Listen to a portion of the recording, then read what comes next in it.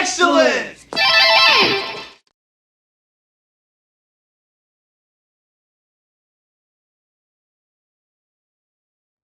What's up everybody, Big Swede here once again. Thanks for joining me. So I've been talking about it for a while and it's time to do a snowboard video. And keeping with the theme as of late, it's going to be a snowboard gear video.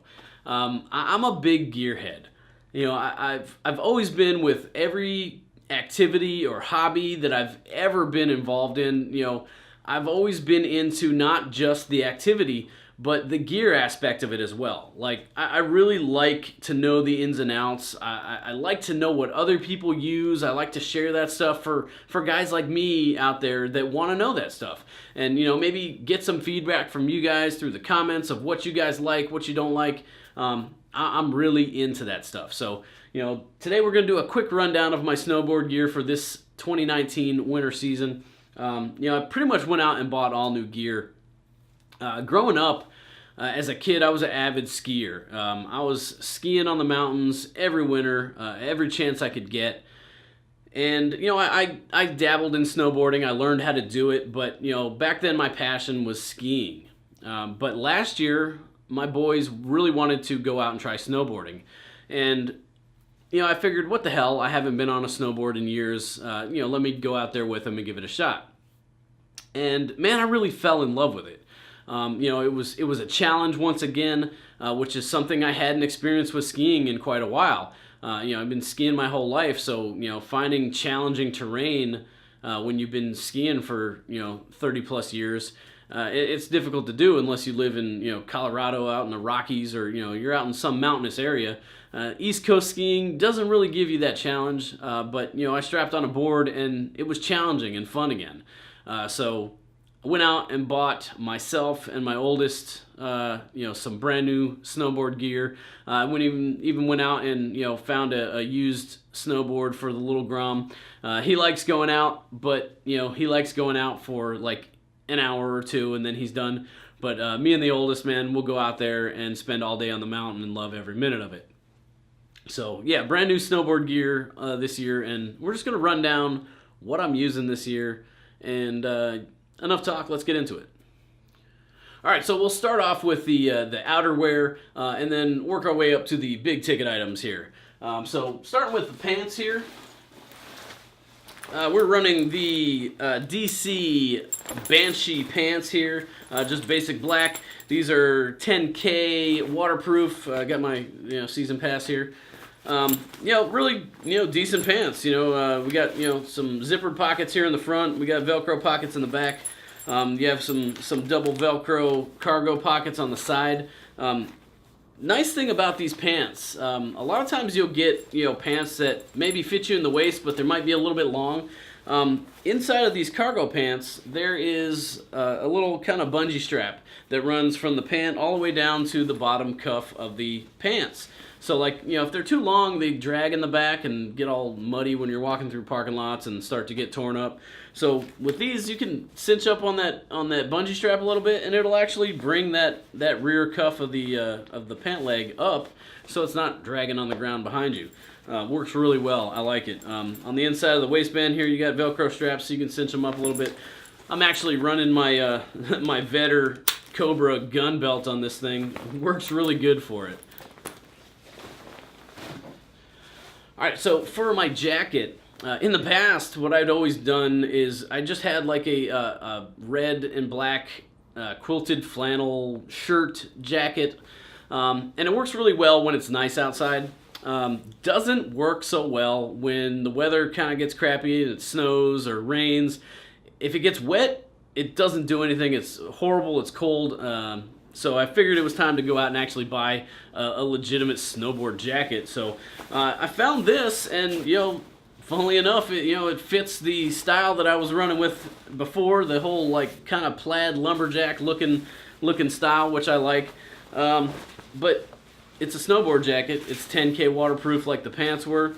You know, it's got the fleece lining on the inside, nice and comfortable. We got, you know, zippered pockets here, waterproof zipper pockets, which is nice. You got some, you know, shirt style button pockets on the front.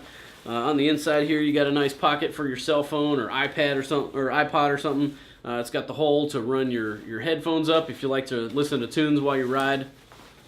About the only thing I don't like about this jacket is the hood. The hood is kind of like big and awkward, and like if I put it on, it kind of comes down too far over my eyes. It just irritates me. So that's gonna kind of just hang out there on the back like that. I don't usually use a hood anyway. I've got other stuff on my head.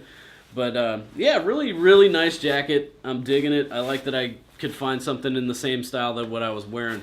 But this is the Volcom Cradle to Stone 2019 jacket.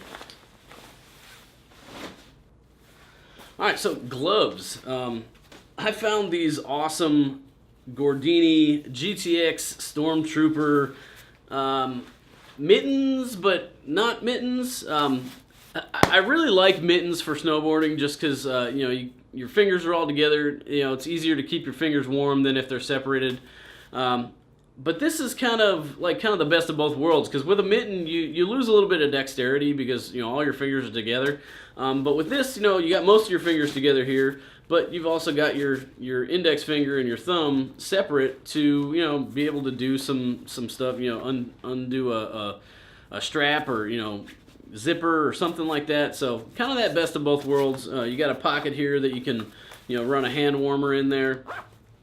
Gauntlet style glove. It's gonna, you know, cover up, you know, pretty far. Not gonna let snow get down your sleeves. Another nice feature of these is got these nice little elastic straps for your wrist. So, you know, when you're on the lift, you want to take your glove off or do something, you don't have to worry about your glove falling off the lift, and then you have to ski down the mountain without any gloves. So nice little feature there. Really like these, the Gordini GTX Stormtroopers.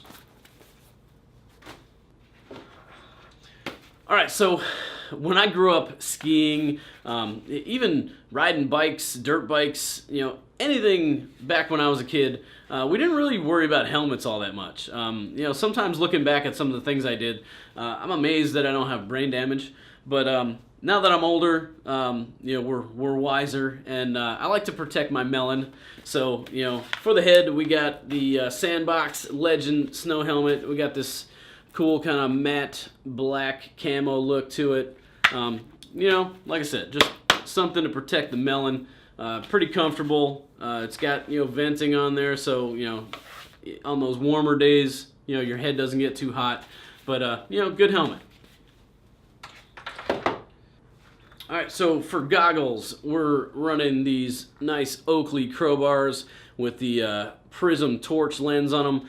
This is actually the second season I'm running these. I don't know if you can, you know, capture a theme that's going on here, but, you know, I kind of dig black and red. So that's kind of like what all my gear looks like. But yeah, this is the second season running these. They're still holding up really well. You know, all the foam is still really good and intact. It's not wearing out. The, you know, elastic straps are still stretchy, not falling apart. So good stuff there from Oakley. All right, now on to the bigger ticket items. Starting with the boots. The boots I'm running this year are the Burton Rampant.